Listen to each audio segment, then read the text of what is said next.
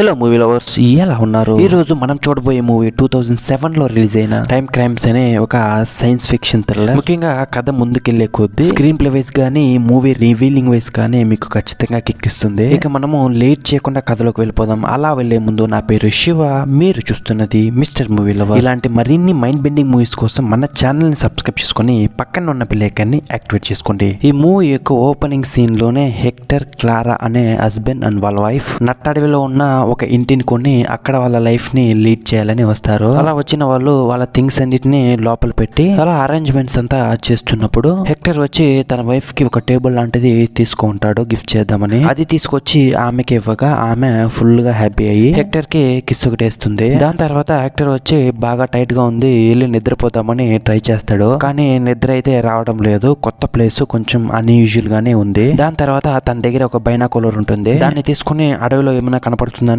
చూస్తూ ఉంటాడు. అప్పుడు తనకు ఒక ఫోన్ కాల్ వస్తుంది. తీసి చూస్తే అటువైపు అసలు ఎవ్వరూ మాట్లాడటం లేదు. మళ్ళీ తిరిగి ఆ నెంబర్ కి కాల్ చేసి చూస్తే అది బిజీ అని వస్తుంది. సరే ఓకే అని దాని తర్వాత గార్డెన్ లో కూర్చొని చిల్ అవుతా ఉన్నాడు. ఇప్పుడు తన దగ్గర ఉన్న బైనాకులర్ని తీసి అడవిలో ఏదైనా కనపడుతుందా అని చూస్తూ ఉన్నాడు. ఒక అమ్మాయి అడవిలో ఒంటరిగా నిలబడి ఉంది. తను తన యొక్క డ్రెస్ ను కూడా రిమూవ్ చేస్తూ ఉంది. ఇప్పుడు టకామని హెక్టర్ భార్య అయిన క్లారా, ఏమండి నేను ఇంకా మార్కెట్ లో కొన్ని థింగ్స్ అయితే తీసుకురావాలి, సో మీరు సేఫ్ గా ఉండండి, నేను వెళ్ళొస్తానని చెప్పి వెళ్తుంది. ఇప్పుడు మన హెక్టర్ కి ఆ అమ్మాయి ఎవరో తెలుసుకోవాలని క్యూరియాసిటీ తట్టి లేపుతుంది పైకి. అందువల్ల అక్కడి నుంచి దిగి రోడ్డుకు వచ్చి చూస్తాడు. అక్కడ ఒక రోడ్ సైడ్ డస్ట్ బిన్ ఎవడో వచ్చి గుద్దినట్టు కింద పడుంది. దాని పక్కనే ఒక సైకిల్ కింద పడుంది. మేబీ ఇది ఆ అమ్మాయిది అయిండొచ్చని హెక్టర్ ఆ అమ్మాయిని ఎత్తుకుంటా మరింత లోపలికి వెళ్తాడు. అలా కొంచెం ముందుకు వెళ్ళాక ఒక చోట ఆ అమ్మాయి వేసుకున్న డ్రెస్ అంతా కింద చిందరవందరగా పడుంది. ఇంకొంచెం దూరంగా చూస్తే ఆ అమ్మాయి ఒక బండికి ఆనుకొని స్పృహ లేకుండా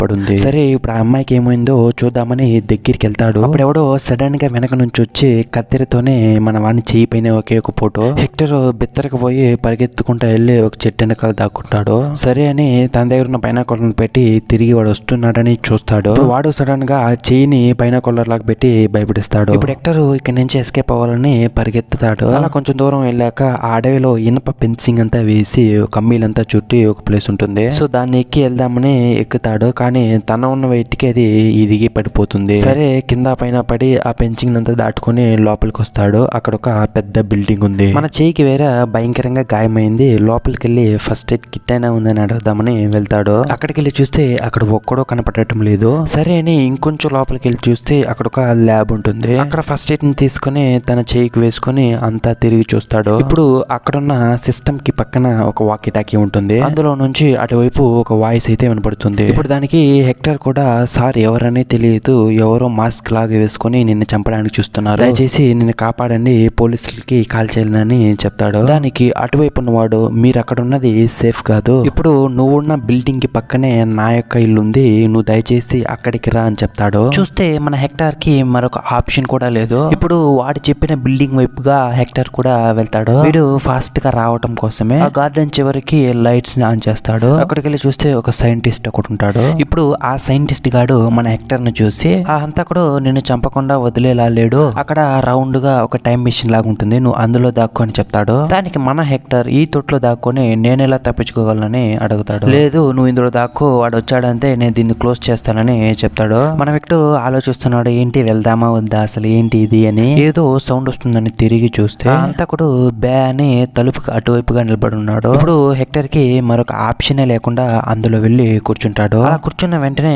ఆ సైంటిస్ట్ గాడు ఏదో ఒక బటన్ ని నొక్కగా ఇప్పుడు ఆ పైన ఉన్న ఆ సర్కిల్ లాంటి ఫ్రేమ్ అలాగే క్లోజ్ అవుతుంది. మన హెక్టర్ కి అస్సలు గాలి ఆడినట్టుంది. అలాగే మత్తులోకి వెళ్ళిపోతాడు. కాసేపు తర్వాత కళ్ళు తెరిచి చూస్తే ఆ డోర్ ఓపెన్ అయి ఉంటుంది. పైకి లేచి వస్తాడు. ఇప్పుడు అలా బయట వచ్చి చూస్తే అది తెల్లారే అయిపోయి ఉంటుంది. ఇప్పుడు హెక్టర్ వచ్చి సైంటిస్ట్ ని చూసి అడుగుతాడు, అసలు ఎందుకు నేను అందులో వేసి క్లోజ్ చేసావని. దానికి ఆ సైంటిస్ట్, ఏంటి నే క్లోజ్ చేశాను, మిమ్మల్ని ఇదే నేను ఫస్ట్ టైం చూడటం, మీరు ఆల్రెడీ ఈ ప్లేస్ కి వచ్చారా, అలా వచ్చుంటే ఆ మిషన్ లో లిక్విడ్ ఏదైనా ఉందని అడుగుతాడు. కానీ మన హెక్టర్ దేనికే బదులు ఇవ్వకుండా తన దగ్గర ఉన్న బైనాకులర్ తో తన ఇంటిని చూస్తాడు. అలా హెక్టర్ బైనాకులర్ లో చూస్తే అక్కడ మూవీ యొక్క స్టార్టింగ్ సీన్ లో మన హీరో ఒక టేబుల్ అయితే తన భార్యకి గిఫ్ట్ చేస్తాడు కదా, అది ఇప్పుడు కనబడుతుంది. మన హెక్టర్ లాగే ఇంకొక మనిషి అక్కడ ఉన్నాడు. ఇప్పుడు దీన్ని ఆ సైంటిస్ట్ చూసి షాక్ అయిపోతాడు. మీరు ఐ థింక్ టైం ట్రావెల్ చేసినట్టున్నాడు అని చెప్తాడు. దానికి హెక్టర్ ఏ రిప్లై ఇవ్వకుండా ఇవ్వకుండా అక్కడి నుంచి వెళ్తాడు. అలా వెళ్ళేటప్పుడు ఆ సైంటిస్ట్ గాడి పిలిచి నీకేమైనా పిచ్చెక్కిందా, అక్కడ నీలాగే ఒకడున్నాడు, ఇప్పుడు నువ్వు అక్కడికి వెళ్ళి నువ్వే రియల్ అని ఎలా నమ్మించగలవు, ఈ రోజు సెప్టెంబర్ 16, దానికి హెక్టర్ అదెలా పాసిబుల్, నేను సెప్టెంబర్ 16 రాత్రి ఆ యొక్క మిషన్ లోకి ఎక్కాను, మళ్ళీ ఈ రోజు సెప్టెంబర్ 16 అంటే అదెలా సాధ్యమని అడుగుతాడు. అప్పుడే మన సైంటిస్ట్ గానికి ఒక విషయం అర్థమవుతుంది. అదేంటంటే హెక్టర్ టైం ట్రావెల్ చేశాడని. అది కొన్ని గంటలకు ముందు తన భూతకాలానికి టైం ట్రావెల్ అయితే చేస్తుంటాడు. సో ఇప్పుడు ఆ భూతకాలాన్ని పెట్టి చూస్తే ఇప్పుడు వీనిలాగే ఆ ఇంట్లో ఒకడున్నాడు. వాడిని ఇప్పుడు మనము డమ్మీ విక్టర్ అని పిలుద్దాం. ఇప్పుడు ఆ సైంటిస్ట్ మన హీరో విక్టర్ దగ్గర ఇది గుర్తు పెట్టుకో, వాడు నిన్న నువ్వు ఏదేదైతే చేసావో ఆ పనులన్నిటిని ఒక్కటే వదలకుండా చేస్తాడు. సో ఇప్పుడు దాని ప్రకారం చూస్తే వాడు ఈ ల్యాబ్ కి వస్తాడు. అలా వచ్చినప్పుడు వాడిని ఈ మిషన్ లోనే వేసి నేను క్లోజ్ చేస్తాను, దాని తర్వాత నువ్వు ఇంటికెళ్ళు నీ భార్యతో సంతోషంగా ఉండని చెప్తాడు. అప్పుడు మన హీరో విక్టర్ వచ్చి ఇంటికి తన భార్యతో ఈ విషయం చెప్పాలని కాల్ చేస్తాడు. కానీ ఇటువైపు ఆ ఫోన్ ని తీసింది డమ్మీ విక్టర్. ఫోన్ ని తీసి హలో హలో అంటాడు. కానీ అటువైపు మన హీరో విక్టర్ ఏమీ మాట్లాడకుండా నిశ్శబ్దంగా ఉన్నాడు. ఈ యొక్క సీన్ నే మన మూవీ యొక్క స్టార్టింగ్ లో చూస్తుంటాం. కానీ మన హీరో విక్టర్ కి ఆ సైంటిస్ట్ గారు చెప్పింది నమ్మాలా నమ్మకూడదని ఒక కన్ఫ్యూషన్ లోనే ఉన్నాడు. కాసేపు తర్వాత ఇదంతా అయ్యే కథ కాదని వాడిని నేను చంపి దబ్బి ఆ ప్లేస్ లోకి వెళ్తానని మన సైంటిస్ట్ గాడి కార్ తీసుకుని ఫాస్ట్ గా వెళ్తాడు. అలా వెళ్ళేటప్పుడు ఆపోజిట్ లో ఒక అమ్మాయి సైకిల్ ని తీసుకొని వస్తూ ఉంటుంది. ఈ అమ్మాయి ఎవరో కాదు, మీ యొక్క స్టార్టింగ్ సీన్ లో మన హీరో పైన కొరతో చూస్తున్నప్పుడు ఒక అమ్మాయి కనపడింది కదా, ఆమె ఈ అమ్మాయి. తనని చూసి మన హీరో విక్టర్ గారు కార్ ని స్టాప్ చేసి ఆ అమ్మాయి ఏంటి ఇలా వెళ్తుందని చూస్తూ ఉన్నాడు. అప్పుడు సడన్ గా తన కార్ ని వచ్చి వెనకాల నుంచి ఇంకో కారు కొద్ది ఒక యాక్సిడెంట్ అయితే అవుతుంది. అలా యాక్సిడెంట్ అవ్వడంతో మన హీరో విక్టర్ తలకి భయంకరంగా గాయం అవుతుంది. రక్తం కూడా బొడబొడబడానికి కారుతుంది. సో ఇప్పుడు ఆ రక్తం పోవడాన్ని కంట్రోల్ చేయడానికి తన చేతికి చుట్టుకున్న ఒక బ్యాండేజ్ ఉంటుంది, దాన్ని తీసుకుని తన తలకు చుట్టుకుంటాడు. అలా ఆ బ్యాండేజ్ ని తలకు చుట్టినప్పుడే చూసిన మనకు అర్థమవుతుంది ఇంతకు ముందు సీన్ లో మన ఒకడు సిజర్ తోనే కూర్చుంటాడు కదా, అది వీడియో అని. ఇప్పుడు ఈ యాక్సిడెంట్ అయిన సౌండ్ విని సైకిల్ తొక్కుని వెళ్ళిన అమ్మాయి తిరిగి వచ్చి చూస్తుంది ఏమైనా జరిగిందా అని. వచ్చి హెక్టర్ ను చూసి ఏమైంది సార్, ఏదైనా పెద్దగా గాయాలు తగిలిందా అని అడుగుతుంది. దానికి హెక్టర్ లేదు లేదు నేను బాగానే ఉన్నానని చెప్తాడు. సో ఇప్పుడు ఈ అమ్మాయి మన హీరో విక్టర్ ని చేయి పట్టుకుని రోడ్డుకి తీసుకొస్తుంది. అలా రోడ్డుకి తీసుకొచ్చి మన హీరో విక్టర్ తో చూడండి అంకుల్ మీరు ఇక్కడే ఉండండి, నేను వెళ్ళి అంబులెన్స్ ని తీసుకొస్తానని చెప్తుంది. కానీ అప్పుడు మన హెక్టర్ ఇక్కడ చూడమ్మా ఇప్పుడు నాకేం జరుగుతుందో అస్సలు అర్థం కావడం లేదు, నాకు నీ యొక్క సహాయం కావాలని చెప్తాడు. అలా చెప్పి ఆ అమ్మాయిని ఆ అడవిలోకి తీసుకెళ్తాడు. అలా తీసుకెళ్లేటప్పుడు ఒక డస్ట్బిన్ కింద పడి ఉంటుంది కదా, అందులో ఒక సూట్ ఉంటుంది పాతది, దాన్ని తీసుకుని వేసుకొని ఆ అమ్మాయి వాడు అడవిలో నడిచి వెళ్తా ఉంటారు. అప్పుడు మీకు ఒక డౌట్ రావచ్చు, అసలు ఎందుకు ఈ అమ్మాయిని వీడు అడవిలోకి తీసుకెళ్తున్నాడని. ఆ అమ్మాయి అడవిలో డ్రెస్ ను రిమూవ్ చేసేది చూసి ఫస్ట్ హెక్టర్ ఈ అడవికి వచ్చుంటాడు. సో తను వచ్చిన లాగానే ఆ యొక్క డమ్మీ విక్టర్ ని కూడా రప్పించి వాడిని ఖతం చేయాలనేది వీని ప్లాన్. అలా అడవి లోపలికి వెళ్తూ ఉండగానే ఆ అమ్మాయికి బెత్తరపోయే భయం వచ్చేస్తుంది. నేను రాను బాబు అనేసి తిరిగి ఒకే ఒక పరుగు. మన హీరో వెనకాలే ఫాలో అవుతా వెళ్ళి తన దగ్గర ఉన్న సిజర్ ని పెట్టి తన బెదిరించి నేను చెప్పేది మాత్రమే నువ్వు వినాలి, నీ యొక్క డ్రెస్ నిప్పు అని చెప్తాడు. ఆ అమ్మాయికి చావు భయంలో అసలు ఏం చేయాలని అర్థం కాకుండా ఆ డ్రెస్ అయితే రిమూవ్ చేస్తుంది. ఎగ్జాక్ట్ గా అదే టైంలో ఆ డమ్మీ విక్టర్ గాడు పైన కాలంలో చూసి కామం ఎక్కిపోయి వస్తాడు. దాన్ని చూసి ఇక్కడ హీరో విక్టర్ గాడు రారా ఈ రోజు నీకు చావే అన్నట్టే చూస్తున్నాడు. ఇదే టైంలో ఆ అమ్మాయి పక్కనే ఉన్న ఒక చెక్క ముక్కతో తీసి మన తలపైన ఒక ఏటేసి పరిగెత్తి వెళ్ళిపోతుంది. అలా పరిగెత్తిన అమ్మాయి కొంచెం దూరం వెళ్ళాక ఒక చెక్క ముక్క మట్టుకుని కింద పడిపోతుంది. అలా పడిన ఫోర్స్ లో ఆ అమ్మాయి కళ్ళు తిరిగి మత్తులోకి వెళ్ళిపోతుంది. అలా వెనకాలే వచ్చిన హెక్టర్ తనని తీసుకెళ్లి బండ పక్కన పెట్టి ఆనిస్తాడు. దాని తర్వాత వెళ్ళి ఒక మోల్లో దాక్కుంటాడు. సో నెక్స్ట్ ఏం జరుగుతుందో మీరు ప్రెడిక్ట్ చేసి ఉంటారు. డమ్మీ హెక్టర్ గాడు అక్కడికి వచ్చి ఆ అమ్మాయి దగ్గరికి వెళ్తూ ఉంటాడు. ఇప్పుడు వెనకాల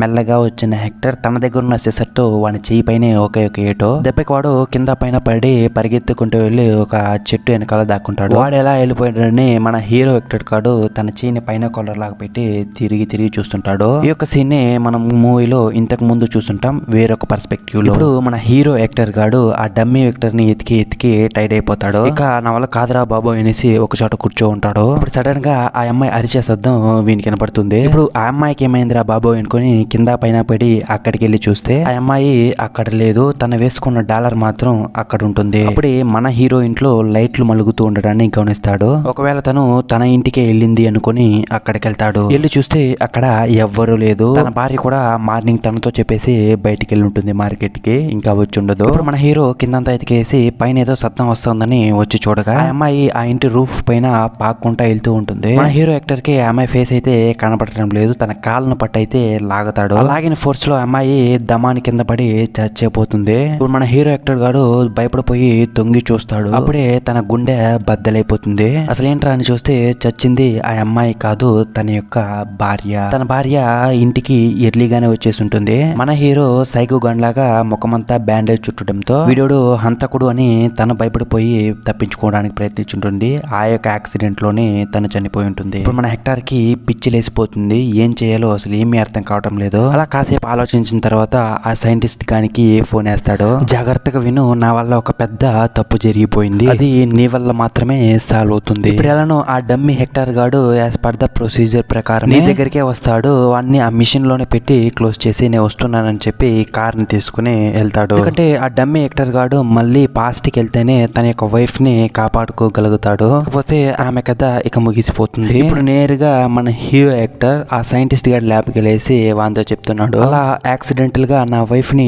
నేనే చంపేశాను, నేను మళ్ళీ టైం ట్రావెల్ చేయాలి, నాకు హెల్ప్ చేయని అంటాడు. కానీ ఆ సైంటిస్ట్ గాడు దానికి ఛాన్సే లేదంటాడు. నా దగ్గర ఉన్న లిక్విడ్ అంతా అయిపోయింది, ఇక దానికి పాసిబుల్ లేదంటాడు. కానీ మన హీరో యాక్టర్ నువ్వు ఎంత నాటకాలు చేసినా నేను వదిలేదే లేదు, నా చేతిలో చేస్తావా లేకపోతే నిన్ను టైం ట్రావెల్ చేయిస్తావని అడుగుతాడు. ఇప్పుడు ఆ సైంటిస్ట్ గాడు ఒప్పుకున్నట్టే ఒప్పుకొని తన చేతిలో ఒక బ్యాటరీ ఉంటుంది ఆ టైం మిషన్ ది, దాన్ని బయట గార్డెన్ లో అయితే పారేస్తాడు. లోపలికి వచ్చి కథలు కొడుతున్నాడు, ఇది పనిచేయదు అని. కానీ మన హీరో యాక్టర్ కి అయితే అర్థమవుతుంది వీడు ఆ బ్యాటరీని పారేశాడని. ఇప్పుడు తన మొక్కములో ఉన్న గుడ్డ మొక్కనంతా తీసి ఆ బ్యాటరీని ఎతకడానికి ఇద్దరు బయట వస్తారు. యాక్టర్ వచ్చి ఆ సైంటిస్ట్ గానే కుక్కను కొన్నట్టు కొట్టగా ఇప్పుడు వాడు నరాలు కట్ అయిపోయి ఇంకొక పెద్ద షాకింగ్ విషయాన్ని అయితే చెప్తాడు. ఇదంతా నేను చేయమనింది 3వ హెక్టార్ అని చెప్తాడు. ఏంటి 3వ హెక్టారా, వాడెక్కడి నుంచి వచ్చాడు అంటే ఇక్కడ మీకు కొంచెం క్లారిటీగా చెప్పాలి కదా. ముందుకెళ్తున్న కొద్దీ మన యొక్క పర్స్పెక్టివ్ బట్టి ఇప్పుడు ఇక్కడ ఉన్న హీరో హెక్టారే మొదటగా ఆ మిషన్ లోకి వెళ్ళి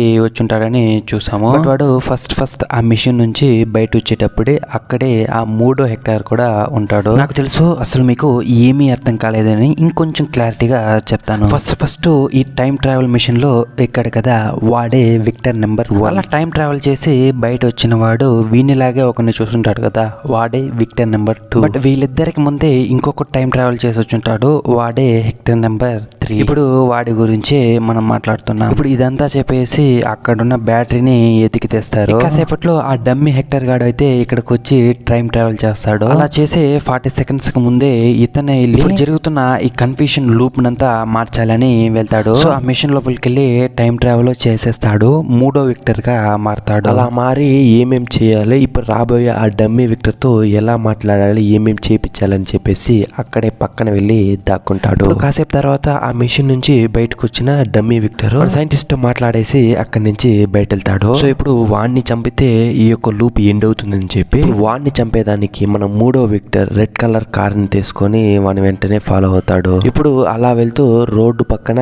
ఒక సైడ్ కి ఆపుకుంటాడు. ఇప్పుడు అదే టైంలోనే ఆ టీనేజ్ అమ్మాయి సైకిల్ తొక్కుని ఆపోజిట్ గా వస్తుంది. ఇప్పుడు తను వెళ్ళగానే కార్ ని తీసుకొని యమ్మ ఫాస్ట్ గా వచ్చి అక్కడే రోడ్డు చివర ఒక డస్ట్బిన్ ఉంటుంది, దాన్ని అంతా గుద్దుకొని డమ్మీ విక్టర్ గాని కార్ ని ఫాస్ట్ గా గుద్దుగా అక్కడే యాక్సిడెంట్ అవుతుంది. ఇప్పుడు లూప్ లో ఒక చిన్న మిస్ చేంజ్ జరుగుతుంది. ఇప్పుడు సైకిల్ తొక్కుంటూ వెళ్ళిన అమ్మాయి తిరిగి మన 3వ విక్టర్ దగ్గరికి వస్తుంది. ఏంటి అంకుల్ మీకు ఇంత గాయాలై ఉన్నాయి, మీ యొక్క ఇల్లు ఏదో చెప్పండి, నేను అక్కడ దాకా మిమ్మల్ని తీసుకొస్తానని చెప్తుంది. అలా మన హెక్టర్ ఇంటికి తీసుకువచ్చి వదిలేసి ఇక లేట్ అయిపోతుంది, రాత్రి కూడా అవుతుంది అనేసి అక్కడి నుంచి వెళ్ళిపోతుంది. ఇప్పుడు ఎగ్జాక్ట్ గా ఇదే టైంలోనే మార్కెట్ కి వెళ్ళిన తన భార్య ఇంటికి వస్తుంది. తను చేసి మన హెక్టర్ కి కళ్ళలో నీళ్లు తిరుగుతుంది, నువ్వు బతికే ఉన్నావా అని. సరే కాసేపట్లో ఇక్కడికి 2వ హెక్టర్ రాబోతాడు. నేను ఒక చోట సేఫ్ గా దాచిపెట్టాలని పైన రూఫ్ రూమ్ లో దాచిపెడతాడు. ఇప్పుడు ఆ ఇంటికి 2వ హెక్టర్ రాగా మన 3వ హెక్టారే టేబుల్ తీసి వాని పైన దెబ్బుంటాడు. ఇది మనము ఇంతకు ముందు సీన్ లో చూసాము.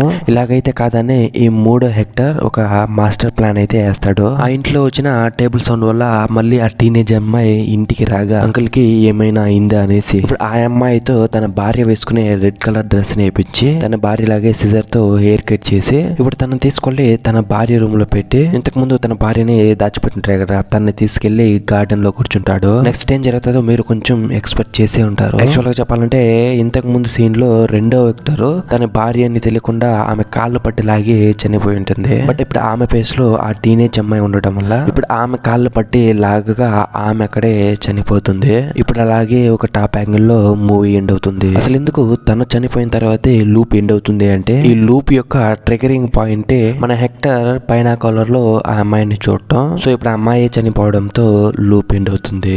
ఫ్రెండ్స్, మాక్సిమం మీకు ఎక్కడ కన్ఫ్యూషన్ లేకుండానే ఎక్స్ప్లెయిన్ చేశానని అనుకుంటున్నాను. అప్పటికి కొన్ని చోట్ల కన్ఫ్యూజ్ అయ్యి ఉంటే మన్నించాలి. సో ఇలాంటి మరిన్ని ఇంట్రెస్టింగ్ మూవీస్ కోసం మన ఛానల్ సబ్స్క్రైబ్ చేసుకోవడం మాత్రం మర్చిపోకండి. Thank you.